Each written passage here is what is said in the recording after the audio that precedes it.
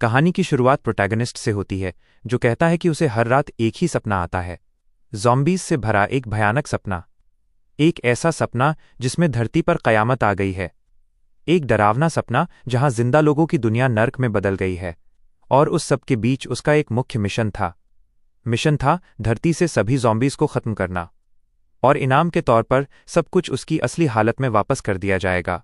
उस जगह पर वो एक शिकारी था जिसका सिर्फ एक ही मकसद था। वह पूछता है कि क्या शुरू करने का समय आ गया है। वो अपने हाथ में एक डिवाइस दबाता है और पूरा शहर फटने लगता है। जैसे ही इमारतें गिरनी शुरू होती हैं, ज़ॉम्बीज़ का झुंड पागल हो जाता है और वह खुद को सड़क पर झोंक देता है। एक लड़का स्टाइल में दिखाई देता है जिसने एक चेन पकड़ी हुई है। वो ज़मीन पर उतरता है, पहले ज़ॉम्बी को लात मारता है और चेन के एक घुमाव से 2 अन्य को काट देता है। बाकी उसकी मौजूदगी को नोटिस करते हैं और उसकी ओर झपटने से पहले 1 सेकंड के लिए रुकते हैं। लेकिन चेन के एक और घुमाव के साथ वो सभी के पैरों पर प्रहार करता है। एक और ज़ॉम्बी पीछे से उस पर हमला करने की कोशिश करता है, लेकिन उसके पेट पर एक लात पड़ती है। वह चेन एक कटाना से भी तेज है। पीछे से 3 और ज़ॉम्बी दौड़ते हुए आते हैं और वो अपना मशहूर हेलीकॉप्टर मूव करता है। कुछ ही देर बाद खून टपक रहा होता है, फिर भी वो पूरी सड़क को साफ करने में कामयाब रहा। हालांकि जैसे ही वो मॉन्स्टर्स को कोसना शुरू करता है, ज़मीन हिलने लगती है। वो हैरान होता है कि उसके सपने में अचानक भूकंप क्यों शुरू हो गया। तभी पास की सड़क फटने लगती है। ज़मीन के अंदर से एक विशाल मांसल, बालों वाला और नुकीले दांतों वाला कीड़ा निकलता है। आखिर ये क्या है? वो जीव लड़के पर दहाड़ता है, जिसे देखकर ऐसा लगता है जैसे उसे अपनी आंखों पर यकीन ही नहीं हो रहा हो। अगले ही पल ऐसा लगता है जैसे उसे खा लिया गया है। वो फिर से मर जाता है और मिशन फेल हो जाता है। अचानक वो बिस्तर पर जागता है और कहता है, ये बहुत ज़्यादा नाइंसाफ़ी है। कुछ समय बीतता है और वो अपने सामने बैठी महिला को बताता है कि उसने कल रात के बुरे सपने में जो कुछ भी हुआ वो सब लिख लिया है। वो कहती है कि वो इसे पहले ही 99 बार लिख चुका है और उसे ऐसा लगता है जैसे वो कल ही पहली बार यहाँ पूरी तरह से थका हुआ आया था। ये उसकी साइकियाट्रिस्ट है जिसका नाम चोए ने है। मुख्य किरदार जारिम कहता है कि 2 साल पहले यह बुरा सपना अचानक शुरू हुआ था। खुद के साथ साथ लाचार लोगों की लगातार मौतें बार बार दोहराई जा रही थीं। हर दिन वो आधी रात को डरा हुआ जाग जाता था और धीरे धीरे इसने उसकी जिंदगी बर्बाद करना शुरू कर दी। हर रात इस तरह के सपने देखना उसे मानसिक और शारीरिक रूप से मार रहा था और यही कारण था कि उसने एक साइकियाट्रिस्ट से मिलना शुरू किया। ने उसे बैठने के लिए कहती है और पूछती है कि क्या वो बुरे सपनों की वजह से यहाँ आया है। एक कंकाल जैसा दिखने वाला युवक हाँ कहता है और वह उससे पूछती है कि वे सपने कैसे होते हैं। वो जवाब देता है कि वे ज़ॉम्बी के बारे में हैं। उसी दिन से उसका इलाज शुरू हुआ। काउंसलिंग सेशन, हिप्नोसिस और दवाइयाँ भी दी गईं। लेकिन फिर भी बुरे सपने नहीं रुके और वो चिल्लाते हुए जागता रहा। एक दिन उसने पूछा कि क्या बुरे सपने हमेशा एक जैसे होते हैं। उसने उसे एक नोटबुक दी और कहा कि अगर सपने हमेशा एक जैसे हैं तो वो एक अलग फैसला लेने की कोशिश कर सकता है। वो चाहती थी कि वो सब कुछ लिख ले और वो सोचेगी कि वो क्या कर सकता है। जारिम बुरे सपनों पर इतना ध्यान केंद्रित करने को लेकर थोड़ा उलझन में था, लेकिन उसने कहा कि ये सिर्फ पहला कदम था और बाद में वे तय करेंगे कि बाकी चीज़ों को कैसे संभालना है। उसने उसे एक पेन दिया और अब से सब कुछ लिखने को कहा। एक बार फिर सपने में उसे जिंदा खा लिया जाता है और उसे याद आता है कि जब उसने इस स्थिति के बारे में बात की थी तो उसने पूछा था कि क्या पास में कोई वेयरहाउस या ऐसा ही कुछ नहीं है। उसने हाँ कहा और उसकी सलाह मानने का फैसला किया। वह पास के एक वेयरहाउस की ओर भागता है और हथियार खोजने लगता है। वो एक क्रोबार उठाता है और एक ज़ॉम्बी की ओर दौड़ता है। वह उसके सिर पर वार करता है और वो गिर जाता है। आखिरकार उसने अपने सपने में जवाबी हमला किया था और इस तरह बुरे सपने बदलने लगे। वर्तमान में लौटते हुए ने कहती है कि वो अपनी सीमा पर है। वो पूछती है कि क्या वो सच में 100वें सपने में अकेला ही आगे बढ़ने वाला है। वो कहता है कि वो भी उतनी ही अच्छी तरह जानती है कि इंसान ज़ॉम्बी से ज़्यादा गंदे होते हैं।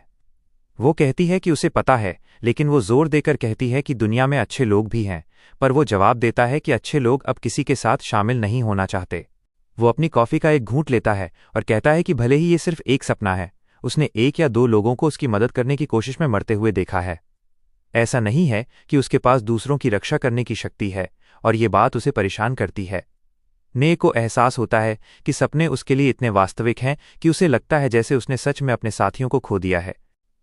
फिर वो किताब बंद कर देता है और कहता है कि अब खाने का समय है। उन्हें सूप पीने जाना था और पैसे वो दे रही थी। वो उसे आंख मारते हुए जल्दी करने को कहती है।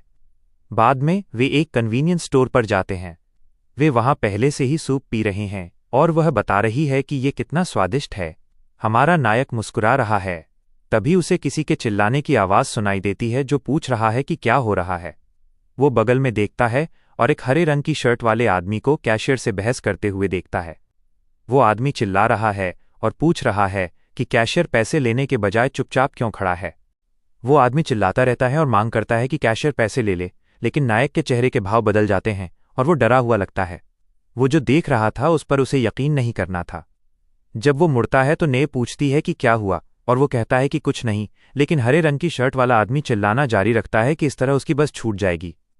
तभी दूसरा व्यक्ति झपटता है और उसकी गर्दन पर काट लेता है, उसे जमीन पर पटक देता है और उसे खाने लगता है। उस तबाही के बीच धीरे धीरे हम नायक को देखते हैं। वो जानता था कि ये वही बुरा सपना था जो उसे इतने समय से परेशान कर रहा था। सपने सपने होते हैं और हकीकत कुछ और होती है, लेकिन अब उसे ये दोनों एक ही जैसी लग रही थीं। और बुरा ये था कि ये कोई साधारण सपना नहीं था, यह एक भयानक डरावना सपना था। जैसे ही वो घबराता है, उस आदमी को खाया जा रहा होता है। लाश उठती है और मदद के लिए चिल्लाती है। नायक कोई प्रतिक्रिया नहीं देता और हमलावर धीरे धीरे लाश के ऊपर से उठता है। वो उसकी ओर देखता है और तुरंत कूदता है। उसने शायद सोचा होगा कि हमलावर उसके पीछे आ रहा है, क्योंकि वो अभी भी बिना कोई प्रतिक्रिया दिए बैठा था। बाहर लोगों की भीड़ थी जो जिंदा खाए जाते समय बचाए जाने की भीख मांग रही थी। हर कोई भागने की कोशिश कर रहा था और बुरा सपना शुरू हो चुका था। वो शांत रहने और न हिलने की कोशिश करता है, लेकिन उसका हाथ उसकी पैंट को कसकर पकड़ने लगता है और उसे समझ नहीं आता कि क्या करे। पसीने से लथपथ वो उम्मीद कर रहा था कि ये किसी तरह गुजर जाएगा और कोई भ्रम होगा, लेकिन जैसे ही कैशियर उस आदमी को खाना खत्म करके लड़के की ओर देखता है, अब उसे पता चल जाता है कि ये सिर्फ एक सपना नहीं है। ज़ॉम्बी चिल्लाता है और पीछे से उस पर हमला करता है। बिना किसी विकल्प या हथियार के वो मेज से एक बर्तन उठाता है और उसे ज़ॉम्बी के सिर पर दे मारता है, लेकिन वो अच्छी तरह जानता है कि ये काफ़ी नहीं है। वो बगल की ओर भागता है, दूसरे हथियार की तलाश करता है। उसे एक झाड़ू मिलती है और वो उसके डंडे को तोड़ देता है। कम से कम अब उसके पास एक मौका था। समस्या ये थी कि ज़ॉम्बी पहले ही झपट चुका था और डंडे का इस्तेमाल करने के लिए वो बहुत करीब था। जैसे ही वो उसे काटने वाला होता है, वो झुककर हमले से बचने में सफल रहता है। वो जीव खाली हवा में अपने जबड़े चलाता है। वो हथियार को कसकर पकड़ता है, जमीन पर पैर जमाता है और खुद को ज़ॉम्बी की ओर झोंक देता है। वो डंडे को सीधे राक्षस की गर्दन में घुसा देता है। इसके साथ ही उसने असली दुनिया में अपनी पहली जीत हासिल की और वो जीव फर्श पर गिर गया। राक्षस को देखते हुए वो सोचता है कि क्या ये अनगिनत बुरे सपनों की वजह से है। जैसे ही उसने इसे हकीकत के रूप में स्वीकार किया, उसका मन शांत हो गया। तभी ने उसे उसके नाम जारिम से बुलाती है और पूछती है कि क्या उसने सच में किसी को मार दिया, लेकिन वो सिर्फ एक आह भरता है और पूछता है कि क्या उसे नहीं दिख रहा कि बाहर क्या हो रहा है। उन जीवों का झुंड चलती फिरती लाशें हैं, यानी वे सब ज़ॉम्बी थे। ने को उसकी बातों पर यकीन नहीं होता, लेकिन उसने पूरी हकीकत को स्वीकार कर लिया है और कहता है कि उसने जो लिखा था वो सच हो गया है। उसी समय एक धमाका होता है। जारिम को धमाके का समय और उसके सपने से इसका संबंध याद आता है, और ये हमेशा गैस स्टेशन पर होता था। ने मुड़ती है और अब कोई शक नहीं रह जाता। सपने में जो कुछ भी हुआ था वो हकीकत बन चुका था, जिसका मतलब है कि ये गांव जल्द ही पूरी तरह तबाह हो जाएगा। रात होने तक ये जगह राक्षसों से भर जाएगी। समस्या ये है कि ये सिर्फ यही गांव नहीं है। शुरुआती सपनों में वो कोरिया से बाहर भी नहीं निकल पाया था, जो पूरी तरह तबाह हो गया था। 20वें सपने तक वो चीन पहुंचा, जो वो भी नष्ट हो गया था, और फिर अमेरिका और बाकी हर शहर। सभी 99 बुरे सपनों में मानवता हार गई थी।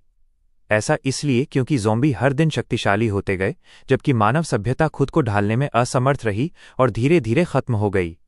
अपने सामने गैस स्टेशन को फटते देख वो पहले से ही जानता है कि भविष्य क्या है। उसे किसी भी हाल में जिंदा रहना है।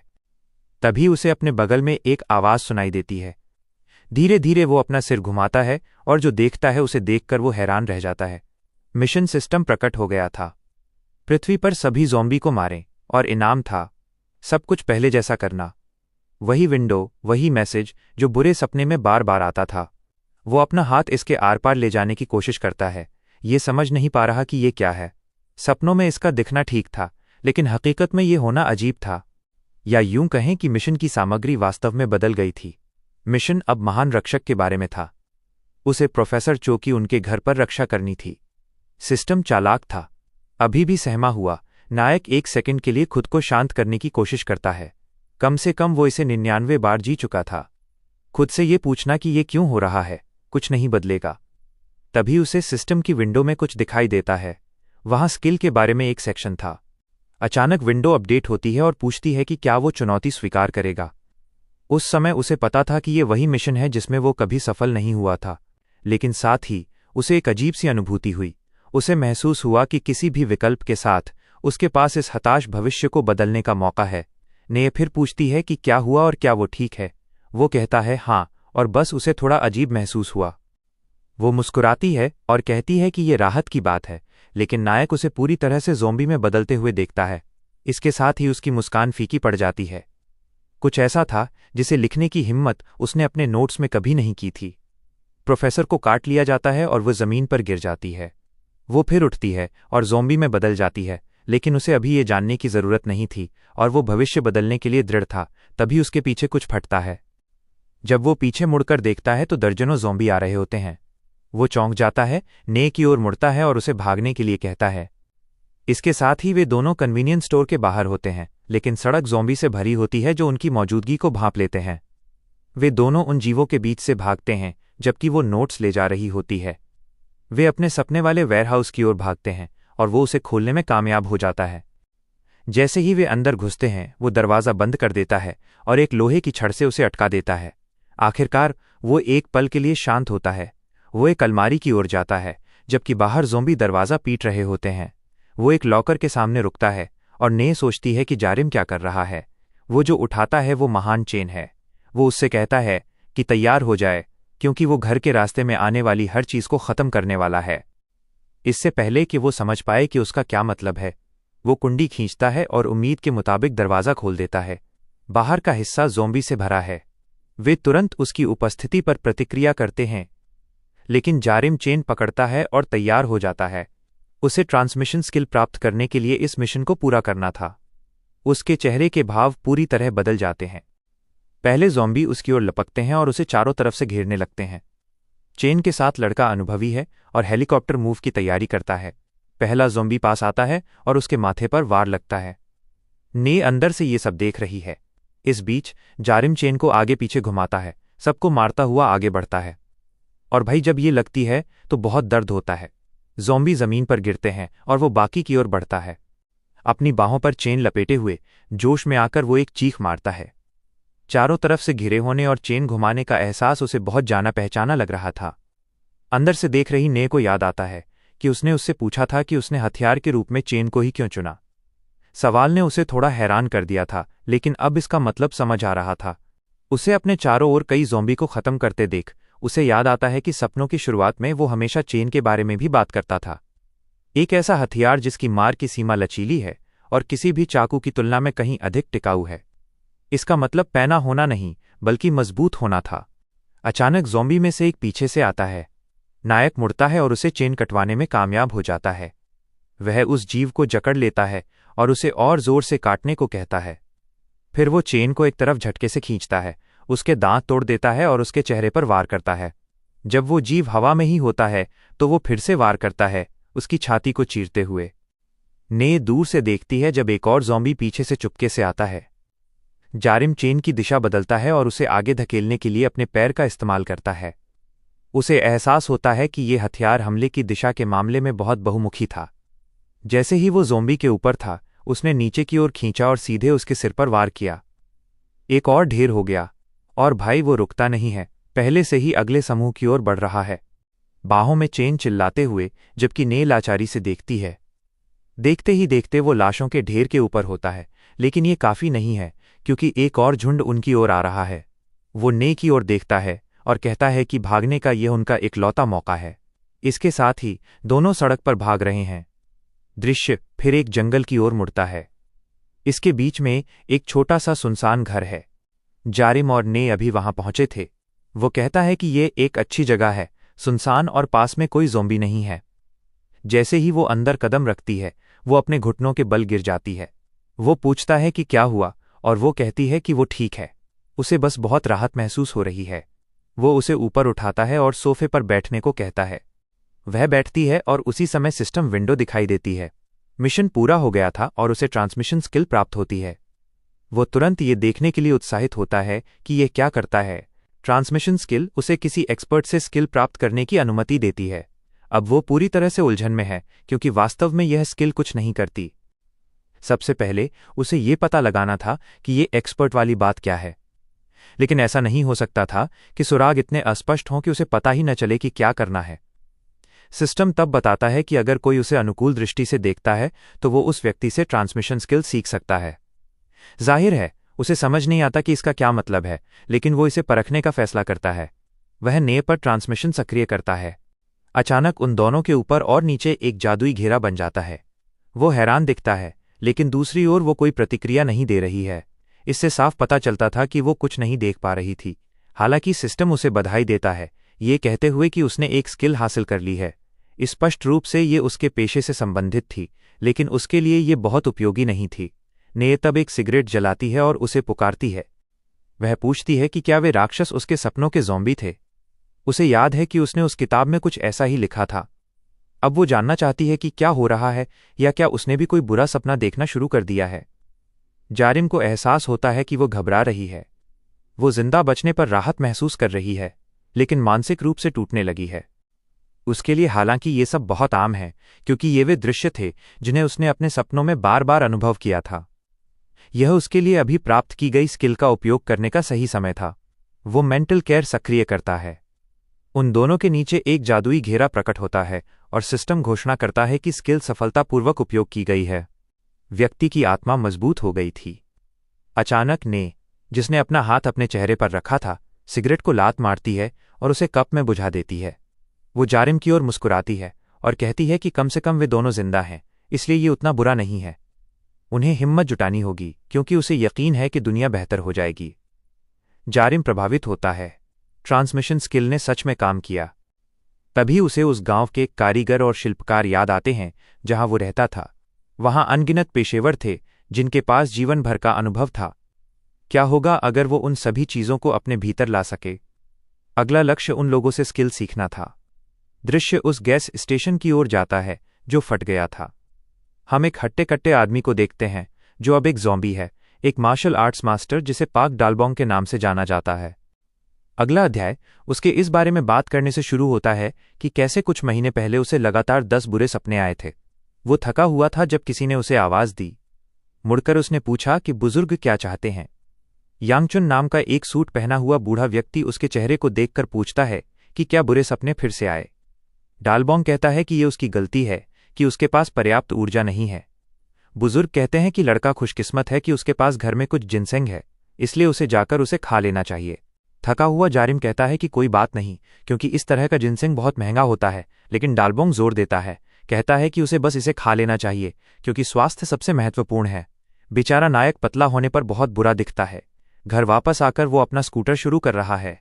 वो जाने के लिए तैयार है जब ने दरवाज़ा खोलती है और पूछती है कि क्या उसका दिमाग खराब हो गया है। वो क्या सोच रहा है?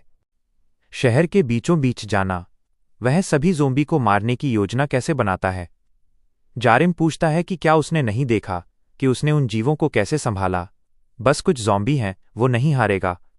वो अपने माथे पर हाथ रखती है और कहती है कि ऐसा लगता है कि उसका मन बदलने का कोई फायदा नहीं है। कुछ सोचकर वो कम से कम उसे सावधान रहने के लिए कहती है, लेकिन चेतावनी देती है कि अगर उसे कहीं भी काट लिया गया तो वो उसके लिए दरवाज़ा नहीं खोलेगी। वो उससे कहता है कि चिंता न करे, क्योंकि जब से ये सब शुरू हुआ है उसे काटा नहीं गया है। वो उस पर चिल्लाती है कि चुप हो जाओ और ये डेथ फ्लैग वाली बातें कहना बंद करो। वो हंसता है और स्कूटर चालू करके तैयार हो जाता है। उसे यकीन है कि दोनों बुजुर्ग हमेशा की तरह साथ होंगे और उसे उन दोनों को बचाना है। इसके साथ ही वो ने को पीछे छोड़कर तेजी से निकल जाता है। वो एक और सिगरेट जलाती है और सोचती है कि उसने इस साल धूम्रपान छोड़ने का सबसे बुरा फैसला लिया। दृश्य शहर की ओर जाता है जो निश्चित रूप से ज़ॉम्बी से भरा हुआ है। हम जांगिन गांव के एक दफ्तर के अंदर हैं। हर जगह ज़ॉम्बी घूम रहे हैं। काउंटर के पीछे एक छोटा गंजा आदमी कांप रहा है। यह यांगचुन है जिसे नहीं पता कि क्या करना है। पास में भटक रहा एक ज़ॉम्बी डेस्क के पीछे कांपते हुए आदमी को देख लेता है। बेचारा बूढ़ा आदमी जम जाता है, मौत का इंतजार करने लगता है। तभी उसे एक आवाज़ सुनाई देती है। धीरे धीरे वो अपनी आंखें खोलता है और देखता है कि किसी ने ज़ॉम्बी के चेहरे पर घूंसा मारा है। ये पाक डालबोंग है, जो पूछता है कि क्या वो ठीक है। बूढ़ा थोड़ा शर्मिंदा दिखता है, लेकिन उसे देखकर खुश लगता है। लेकिन तभी दरवाजे पर और ज़ॉम्बी आ जाते हैं। डालबोंग उनका सामना करता है और बूढ़े आदमी को थोड़ा और इंतजार करने के लिए कहता है।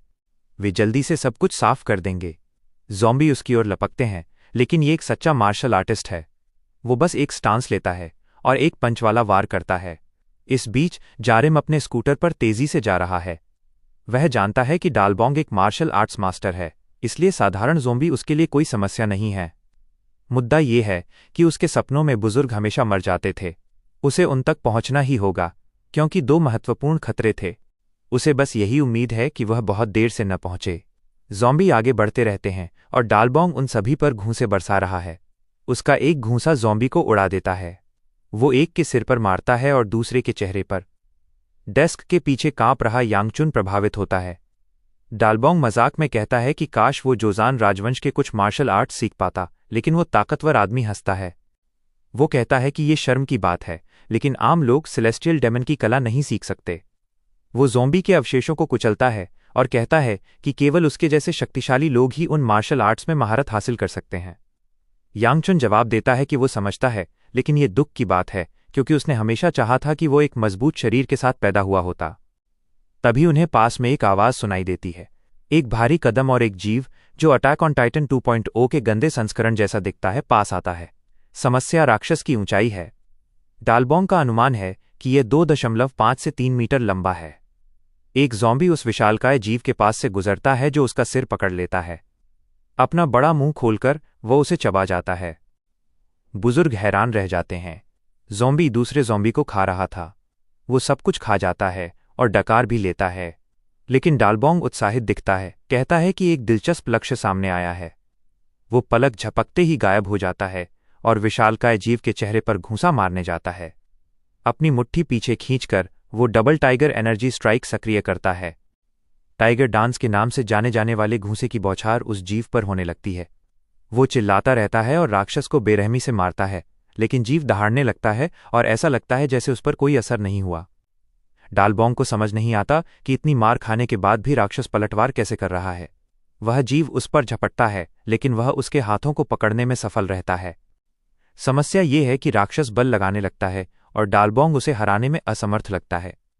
उसे जल्दी ही एहसास होता है कि वो इस चीज का मुकाबला नहीं कर पाएगा।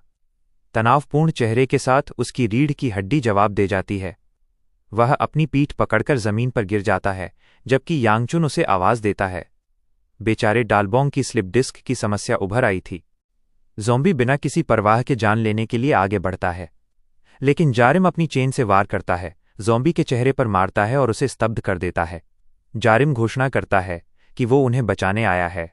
दोनों बुजुर्ग उसे देखते हैं, सोच रहे हैं कि ये बच्चा यहाँ क्या कर रहा है। जारिम डालबोंग की स्लिप डिस्क के बारे में जानते हुए शक करता था कि वो नहीं जीत पाएगा। वो बुजुर्गों को बहुत देर होने से पहले भागने के लिए कहता है। दूसरा खतरा ये विशाल म्यूटेंट ज़ॉम्बी था। यांगचुन डरा हुआ दृश्य को घूरता है।